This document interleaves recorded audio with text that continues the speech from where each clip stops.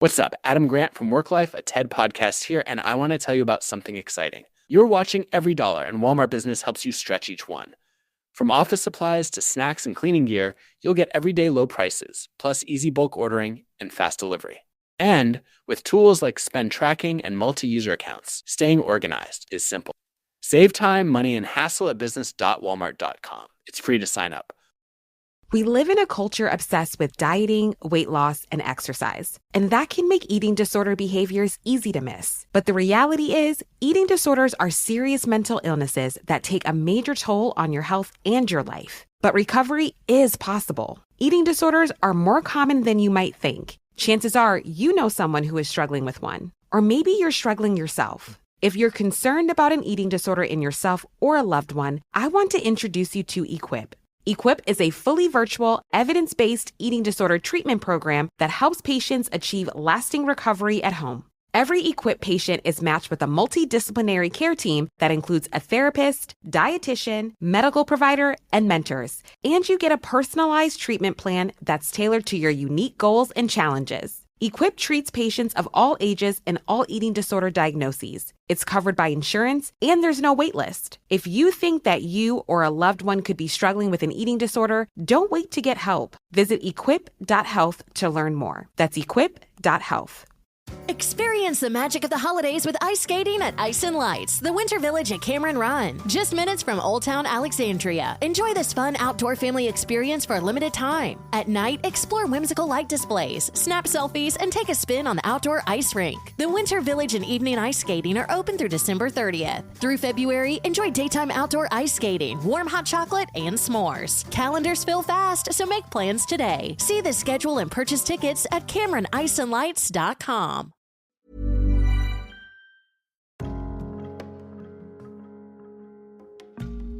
Welcome, dear friends, to Mindful Mondays, a gentle space right here on the Neurodivergent Experience podcast, where we slow the nervous system, soften the inner world, and remember what it feels like to come home to ourselves. And yesterday marked the winter solstice, a threshold moment where the darkness reaches its peak and the light begins to return. And from here, the days lengthen. And there's something deeply regulating about that truth. The reminder that cycles turn, light returns, and nothing stays at its most difficult forever. And it's a beautiful mirror for the work that we're doing. We don't force our way back into the light. We allow it back in slowly. And it feels like a fitting moment to pause, to acknowledge the darkness we've moved through, and to gently welcome the light back in. And if you've been following along over the last few weeks, you'll know that December has been our focus. Not the glossy version of December, but the lived one, the tired one, the tender one. The one that stretches us emotionally, socially, and relationally. And in recent episodes, we've explored the quiet weight this month can bring. The sensory overwhelm, the loneliness, the exhaustion, the way the nervous system can feel constantly on when routines disappear and expectations multiply. Last week, we talked about the circle of control, about choosing what you carry and letting go of what was never yours to manage. And today, we're moving into the next layer of that work. Because for many neurodivergent people, December isn't just loud or busy or tiring. It's relationally activating. This is the season where we're more likely to find ourselves around people we don't feel entirely safe with. That could be family members or extended relatives, colleagues, friends of friends, relationships where old roles and old wounds and old expectations have a way of re-emerging.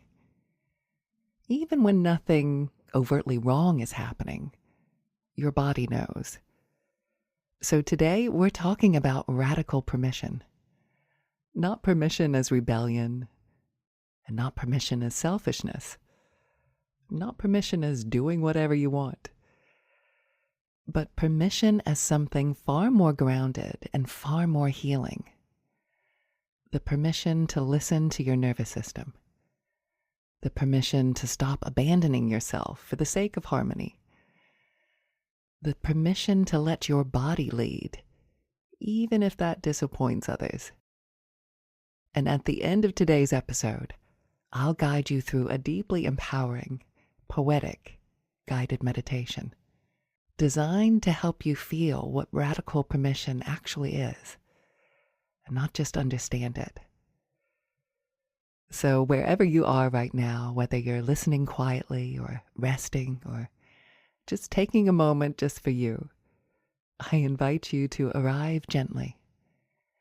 There's nothing you need to fix today, nothing you need to perform, nothing you need to prove.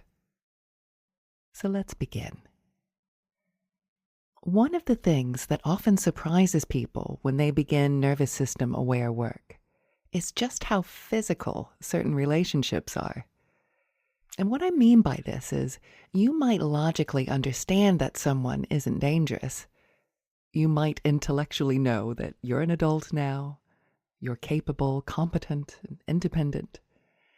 And yet, the moment you're around certain people, your body tightens, your breath changes, your shoulders lift, your jaw clenches, your energy drops, and even your voice shifts. Now, this isn't weakness, and it's not immaturity, and it certainly isn't you being dramatic. This is memory. And for many neurodivergent people, childhood was spent learning how to adapt, how to read the room, how to anticipate reactions, and how to become more palatable, more manageable, more acceptable. Masking didn't begin as a choice. It began as a strategy. And strategies that once kept you safe don't simply disappear because you've outgrown the environment that required them. So when you're back in familiar dynamics, especially family dynamics, the nervous system doesn't check your CV or resume. It checks pattern.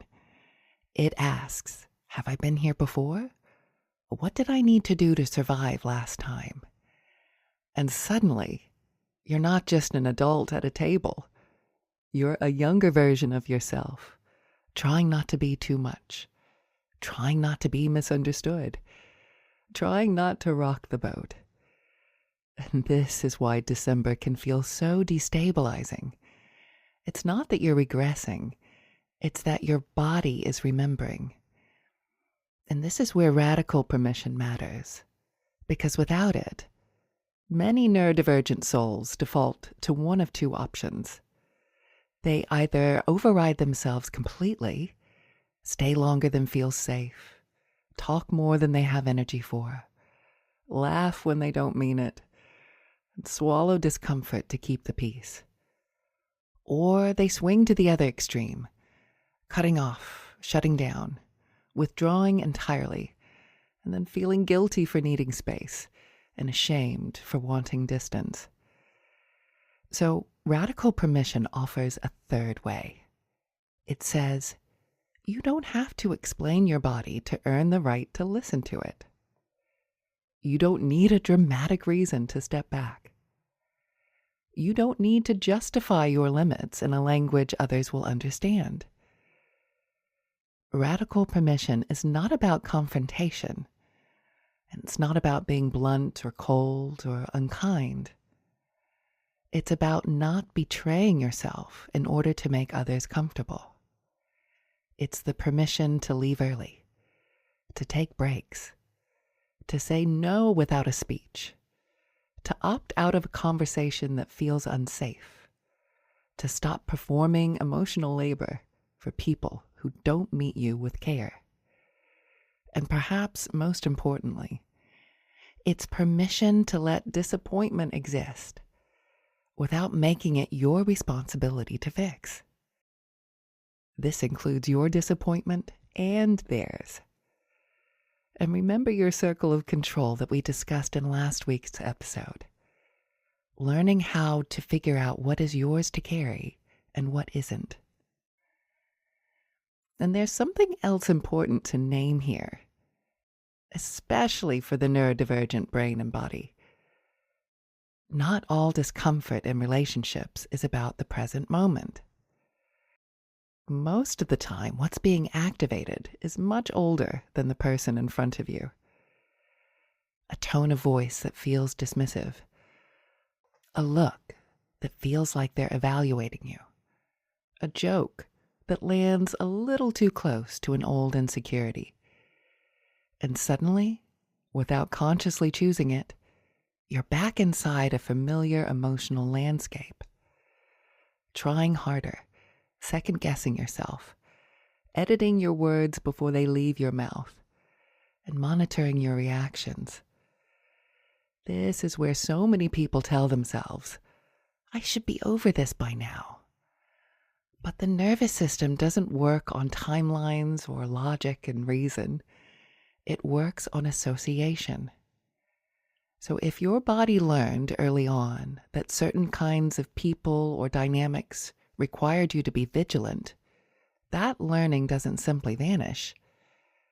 And this is why radical permission is not about fixing yourself or forcing yourself to be braver, calmer, or thicker-skinned. It's about recognizing when a room is asking more of you than you can safely give. And radical permission says, I don't need to push through this to prove that I am healed. I don't need to tolerate discomfort to earn belonging. And I don't need to abandon my body to maintain connection. Sometimes, the most healing thing you can do is quietly change how much access someone has to you. Not in anger or punishment, but in care. Care for yourself. And for many neurodivergent people, masking is not a conscious decision. It's a reflex, a deeply ingrained habit of smoothing edges, anticipating expectations, and presenting a version of yourself that feels safer for others. And December has a way of intensifying this. There's an unspoken pressure to be cheerful and social, flexible, grateful, and easy. To just get on with it, to make an effort, to not be difficult. But masking has a cost. It drains energy. It increases anxiety. It disconnects you from your body. And over time, it erodes self-trust. And radical permission is the antidote to that erosion. It gives you permission to ask, what is this costing me? And not in a dramatic way or in a self-judging way, but in an honest, embodied way. If being in a certain space requires you to shrink, to perform, to override your needs, or to dissociate slightly just to get through, that's not a personal failure. That's information. And radical permission allows you to listen to that information without immediately trying to override it. And this is one of the hardest parts of this work, because when you begin to honor your limits, someone else may feel disappointed. They may not understand your choices. They may wish you'd stayed longer, said more, or been different. And for our beautifully neurodivergent brains and bodies, disappointment can feel intolerable. It can trigger deep fears of rejection, of being seen as selfish or ungrateful, or being too much or not enough. Radical permission gently reframes this. It reminds you that disappointment is not the same as harm. That someone else's discomfort does not automatically mean that you've done something wrong. That you are allowed to choose yourself, even when others wish you wouldn't. Now, it's important that I clarify, this isn't about being careless with other people's feelings. It's about recognizing that you are not responsible for managing everyone else's emotional experience, especially when doing so costs you your own well-being. And there's something else that often shows up in these moments, especially around family, colleagues, or long-standing dynamics. The urge to explain yourself, to justify why you feel the way you do, to argue your case, to defend your needs, to make your experience make sense to someone else before you allow it to be valid to yourself. In psychology, this is sometimes referred to as the JADE cycle, Jade. Justify, argue, defend, explain. And for many neurodivergent people, this JADE isn't just a strategy, it's a reflex, a deeply learned habit rooted in childhood experiences of not being believed, not being understood, or being asked again and again to explain why you were the way you were. So when someone questions your choices, your boundaries, your joy, your withdrawal, your need for space, your system automatically moves into explanation mode. But here's the thing that radical permission asks us to notice. Not everyone is asking because they want to understand. Some people are asking because they are uncomfortable with you choosing yourself. And this is where I want to share something I came across recently because it captures this so simply and so powerfully. It said, "You don't need to explain your joy to people committed to misunderstanding it. Not everyone has the taste for honey, and that's not your burden to carry. Keep being sweet. The right ones will know." That's radical permission in a nutshell. You don't owe clarity to people who are invested in misunderstanding you. You don't have to keep refining your explanation until it finally lands for someone else. And you certainly don't need to jade your way into exhaustion this holiday season. Radical permission invites you to pause and ask, am I explaining because connection is possible, or because I'm hoping to be approved of? Because when you're caught in a jade cycle, your nervous system is no longer resting in self-trust. It's negotiating your worth. And the truth is, you are allowed to let some people not understand you. You are allowed to stop mid-explanation, to offer fewer words, to say, this is what works for me, and let that be enough. This isn't about being dismissive. It's about being discerning and recognizing when explanation builds bridges and when it quietly erodes your own safety. And radical permission is knowing the difference. And for some of you listening, there may be another layer to this season. An absence, an empty chair, a voice that should be there and isn't, a tradition that feels heavier than it used to. Grief has a way of amplifying everything, especially when the world expects celebration. And radical permission applies here too. Permission to feel tender. Permission to not be over it. Permission to carry love and sadness at the same time. Now, we will explore grief more fully in a future episode, with the spaciousness and reverence it deserves. But for now, it's enough to simply acknowledge it, to let it be seen, to let it be named, and to let it be held gently. And before we move into today's guided practice, I want to let you know that this is something a little special. What follows is a meditation woven with poetry and presence, designed to be felt as much as heard. It's one of my favorite ways to guide, and I'm excited to bring it into this moment with you. So if you are currently driving or operating heavy machinery, please ensure to pause the recording now and come back to it when you can safely come back into stillness. And just find a space right now where you can gently rest your body, mind, and spirit into this very moment. You could be seated or lying down. Just ensure to get yourself fully supported and nice and warm.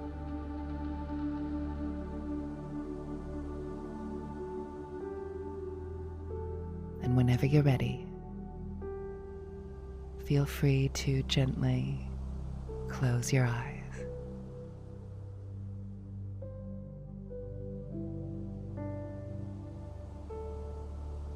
And just let your body settle into whatever is supporting you. The chair, the floor, the bed beneath you.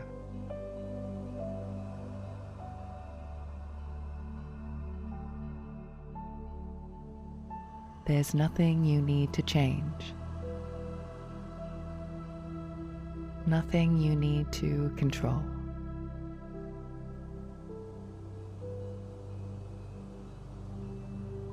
Just notice the contact points of your body,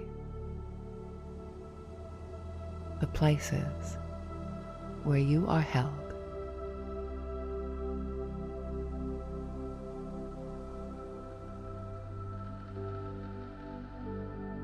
And take a slow, deep breath in through your nose and a soft breath out through the mouth.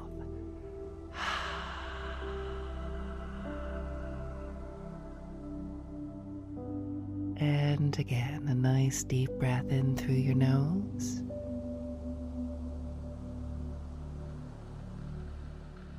And out with a sigh.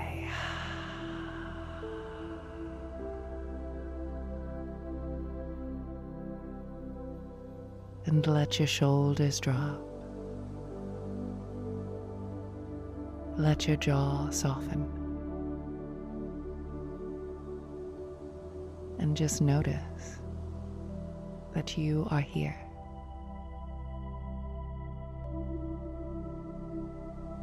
Feeling the weight of your body.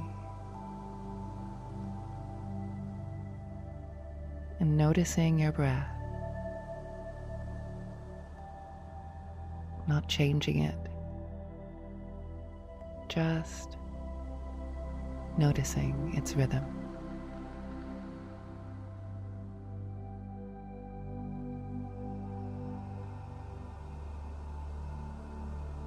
Good, that's right. And gently bring your attention into your body.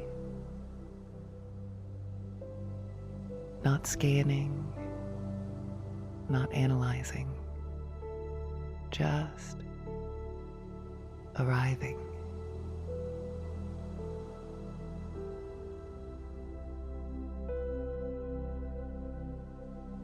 And you might notice sensation in your chest, your belly,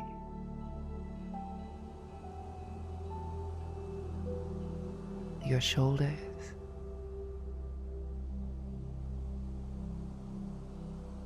and your hands.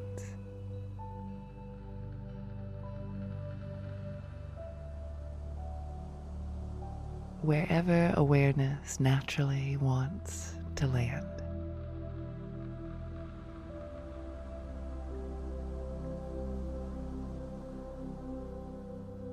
This is your body.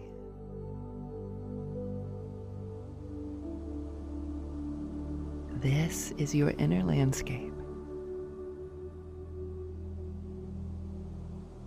And you are allowed to be here.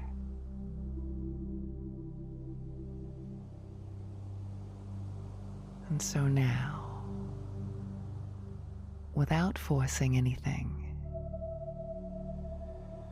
imagine what it would feel like to inhabit yourself fully.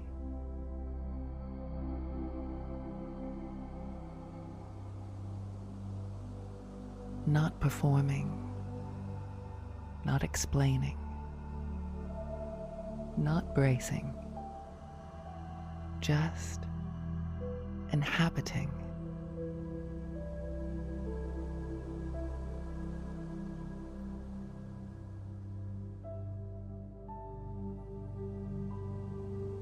Good, that's right. And as you rest here, I'd like to offer you something. Not as instruction, but as permission. You have permission to inhabit your own life. Permission to say no. Permission to say yes.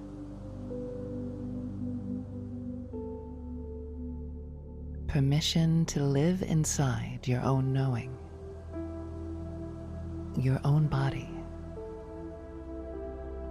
your own timing.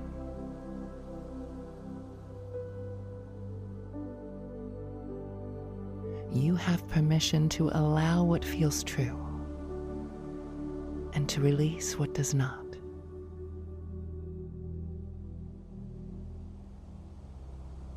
You have permission to feel what you feel: anger, contentment, joy, and heavy sorrow, without explanation. You have permission to be strong and to know weakness. Permission to stand for something, and permission to walk away. Permission to rest. Permission to tell your story. And permission to keep parts of it private. You have permission to give what is yours to give, and to take what is yours to take, without explaining why you stay or why you leave. You have permission to have a voice and to use it. And just as importantly, permission to be quiet, to choose when to engage and when to step back, and when to let yourself be gently opened.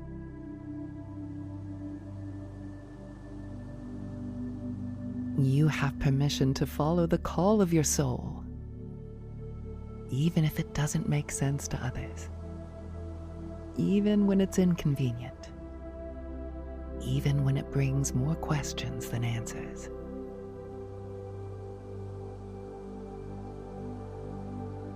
You are not here to live by permission granted from outside.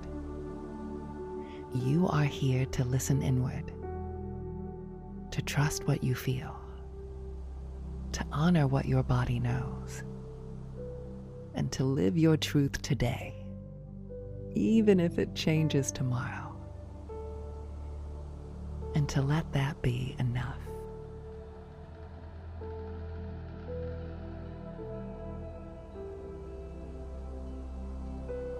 Just allow these words to settle, not as ideas, but as sensations.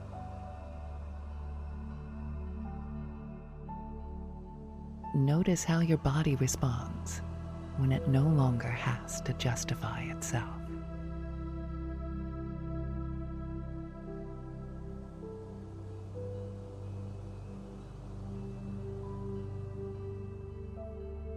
but that's right. And let's take another slow, deep breath in. And a refreshing sigh out.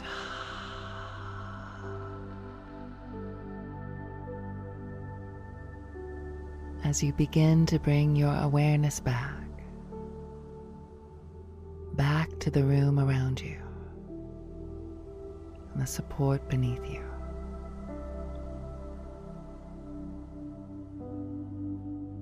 And whenever you're ready, and not a moment before,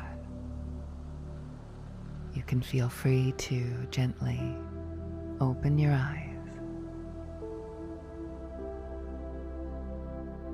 You don't need permission to be who you are. You already belong inside yourself.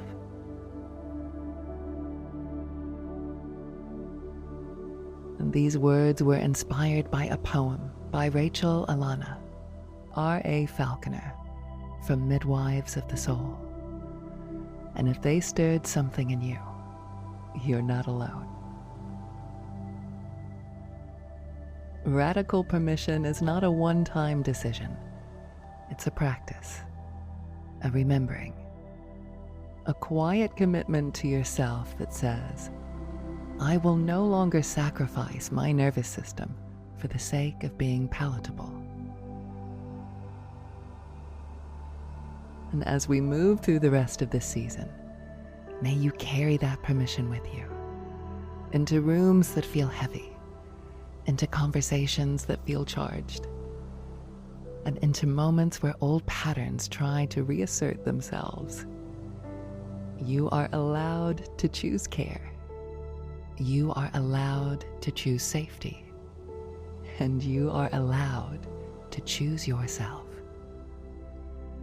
And if you'd like more support as you practice this, you're always welcome over on my Insight Timer channel, where you'll find guided meditations and yoga nidras and gentle practices to help you regulate and rest and reconnect whenever you need. Just search for Ashley Bentley. And next week on Mindful Mondays, we'll be ending the year with compassion. Next week's episode is all about loving yourself, with teachings from Ram Dass and an amazing self-love meta-meditation, where we'll explore self-love not as something to strive for, but as something to remember. Drawing on Ram Dass's teachings and a deeply nurturing meta-practice designed especially for the self, an invitation to integrate everything this year has asked of you. Until next time, be kind to your nervous system, and remember, we're all just walking each other home.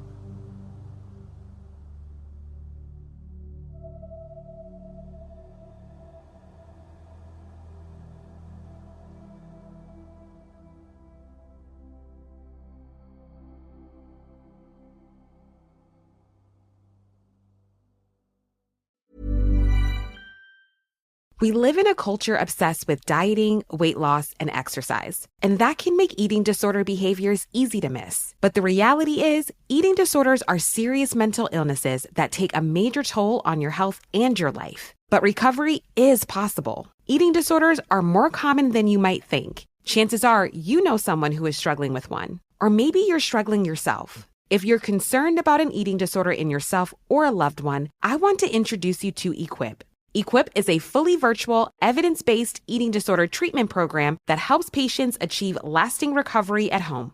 Every Equip patient is matched with a multidisciplinary care team that includes a therapist, dietitian, medical provider, and mentors. And you get a personalized treatment plan that's tailored to your unique goals and challenges. Equip treats patients of all ages and all eating disorder diagnoses. It's covered by insurance, and there's no wait list. If you think that you or a loved one could be struggling with an eating disorder, don't wait to get help. Visit equip.health to learn more. That's equip.health. Military life isn't predictable, but earning your master's degree can be. With American Military University's 40-plus flexible online master's programs, you can stay mission-ready while you get market-ready. Learn anywhere, anytime, with an education built to keep pace, steady, reliable, and always accessible. Plus, military service members, veterans, and their families can save up to 45% on master's tuition with AMU's special rates and grants. Learn more at amu.apus.edu. Steady through every mission.